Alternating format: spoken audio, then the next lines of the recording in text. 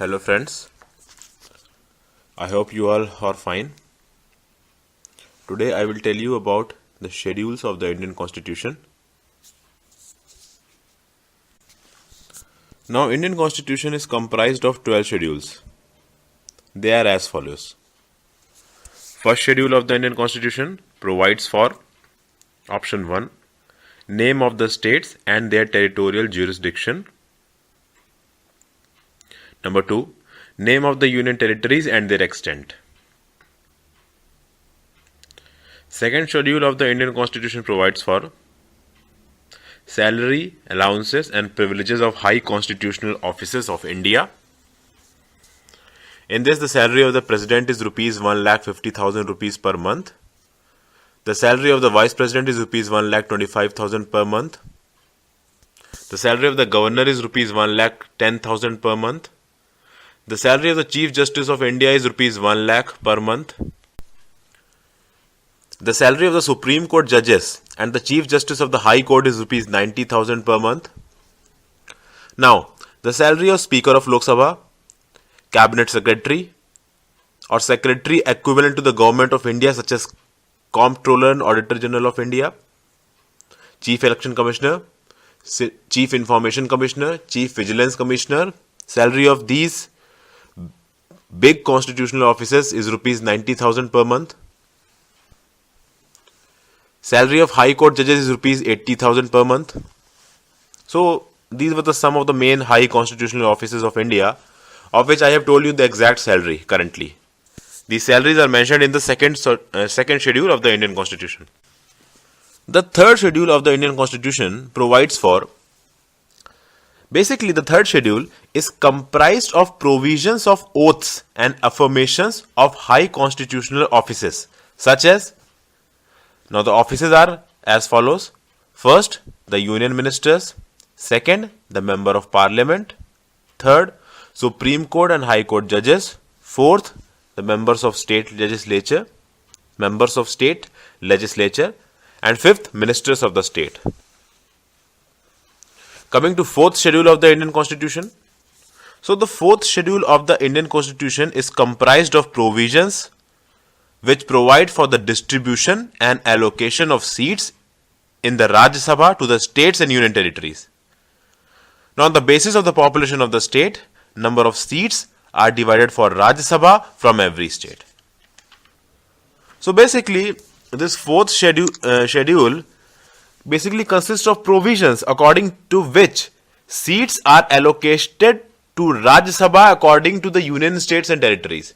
That means that in Rajya Sabha, how many particular seats of the Rajya Sabha will belong to one particular state, or how many particular seats of Rajya Sabha will belong to a union territory.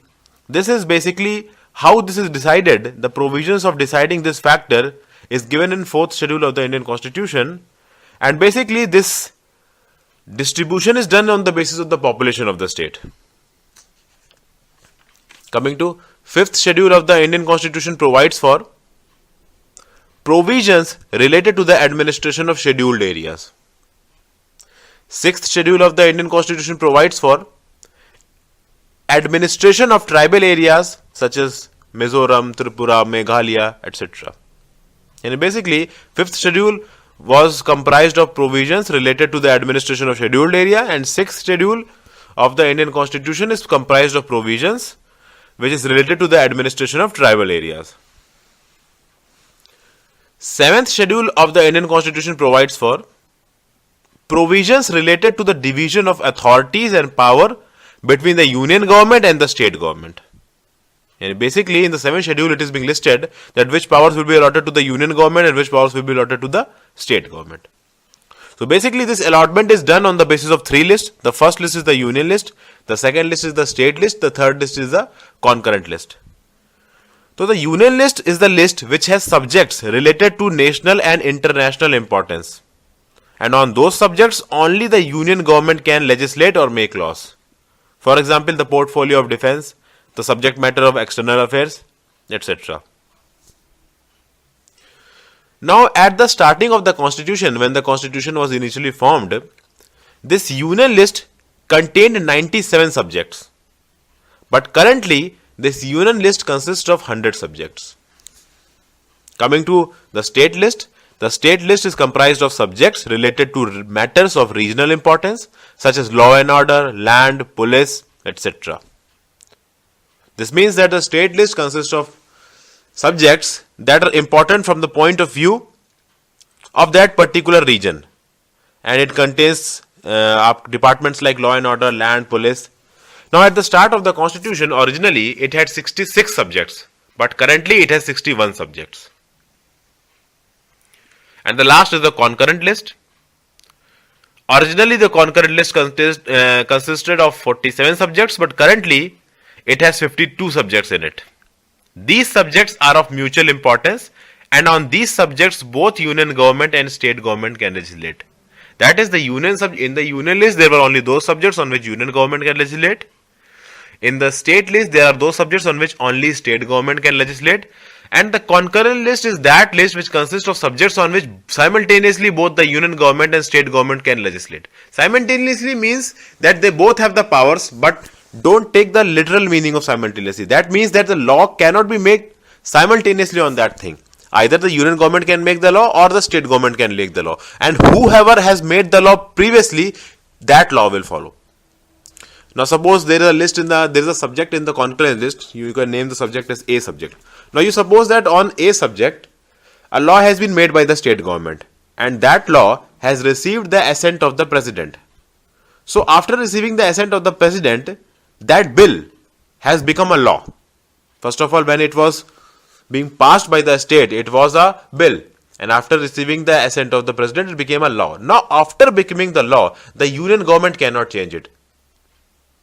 So this means that whoever, whether the state government or the union government, legislates on any subject present in the concurrent list, that legislation which has received the assent by the president previously cannot be amended or changed by the other party. That means if the state has enacted a law and it has received the assent of the president, then union government cannot change it. And if union government had made a law and it has received the assent of the president, then state government cannot change it.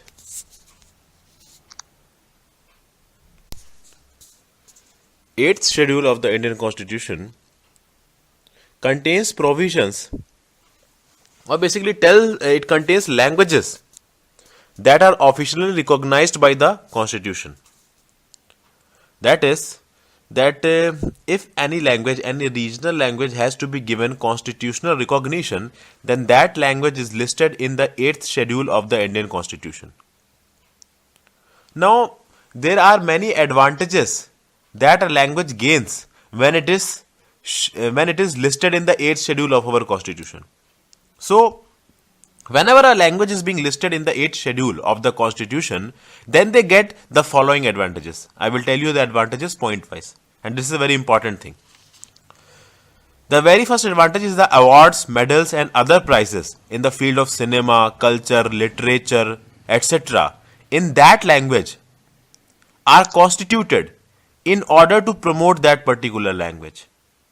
That is, in order to promote, for the promotion of that particular languages in the field of cinema, culture and literature, etc. and in many other fields, awards, medals and other prizes are constituted in order to, you can say, to promote the scholars or people whose native language is the same, to promote them or to encourage them to work more on their language. The second advantage is this, that literary training schools and academies of that particular language are formed, where scholars of that language work for its development. This is the second point.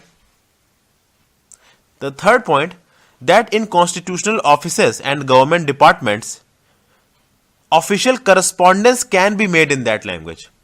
That is, in our constitutional offices and government departments, if we want to write a letter to any government officer, or we want to address our problems to any officer, then we can write those problems, we can address those problems in our native language if it is listed in the 8th schedule of the Indian Constitution.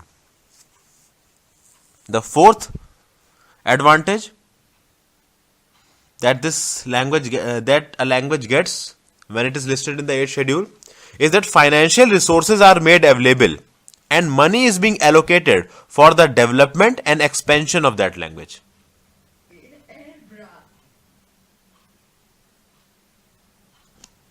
And the very last advantage of getting listed in the 8th schedule is, I'm sorry, this much advantages are there only. So these 4 advantages: financial resources allocation, awards, medals and other prizes, literary training schools and academies are formed, and correspondence in constitutional offices and government departments can be made in that particular language.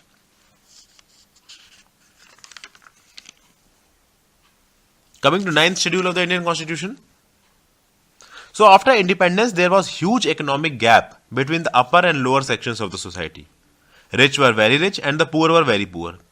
There was an immediate need to abolish the Zamindari system. So by First Amendment Act 1951, the Zamindari system was abolished and a new schedule, that is the 9th schedule, was added to the constitution.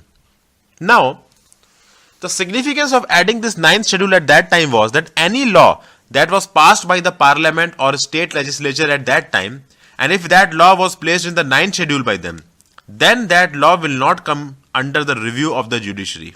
That is, that law cannot be reviewed or checked by the judiciary. The reason for doing this was that after independence, it was necessary to make land available to a landless agricultural labor so that they can earn a living for themselves and their families.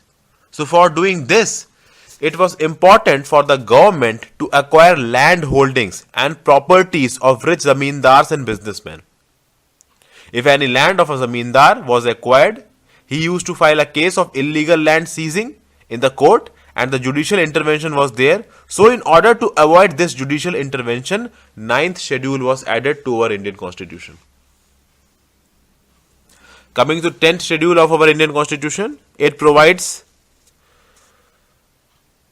for the disqualification. It basically tells us about the provisions that are related to the disqualification of members from the parliament and the state legislature. It is famously known as anti-defection law. This schedule, this 10th schedule, was added by 52nd Amendment Act 1985. Coming to 11th schedule of the Indian Constitution was added through the 73rd Amendment Act of 1992, which contained provisions related to the powers, authorities and responsibilities of panchayats. 29 subject matters came under its jurisdiction. That means that this 11th schedule contained 29 subject matters on which the panchayats had the power to legislate. 12th schedule of the Indian Constitution, it was added through 74th Amendment Act of 1992, which contained provisions related to the powers, authorities and responsibilities of municipalities. This contained 18 subject matters. So friends, in brief, I have told you about all the 12 schedules of our Indian Constitution. What changes have been made to them? 4 new schedules have been added, that is the 9th, 10th, 11th and 12th. And I have traced their history, why they were added, by what objectives they were added. So by listening to this audio tutorial, now you know a basic idea about all the 12 schedules. And this basic idea is sufficient to answer questions that you will face from this part of the Indian Constitution, from the schedule part of the Indian Constitution. That means almost all objective questions regarding the schedules will be covered in this audio tutorial, even including IAS pre-exam. Obviously, any amendment that was made in the 12th schedule, basically if a schedule, suppose 12th schedule was added by the 74th Amendment Act, so the detail of 74th Amendment Act you will find only by reading that amendment. But what schedule contains, how much provision schedule contains, all I have told in this audio tutorial. So I hope you like it. We will meet in our next audio tutorial. Hello friends. I hope you all are fine. Today I will tell you about the schedule